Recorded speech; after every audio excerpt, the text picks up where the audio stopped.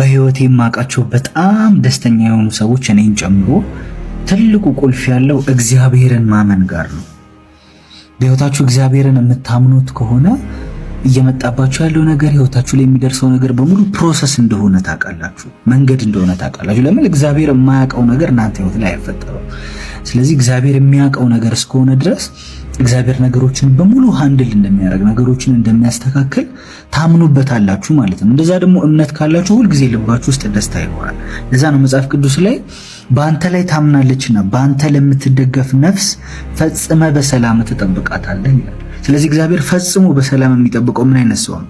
እሱን ለሚያምንና ለሚደገፍበት ሰው ነው። እየተፈጠረ ያለውን ነገር በሙሉ እግዚአብሔር ማኔጅ ያደርገዋል፣ እግዚአብሔር ያስተካክለዋል። እግዚአብሔር የማያውቀው ነገር የለም ብሎ እግዚአብሔር ላይ ለሚታመን ሰው ነው እግዚአብሔር ፐርፌክት የሆነ ፒስ የሚሰጠው ማለት ነው። ፍጹም የሆነ ሰላምን የሚሰጠው። እግዚአብሔር ላይ ታመኑ፣ ውስጣችሁ በደስታ ይሞላል።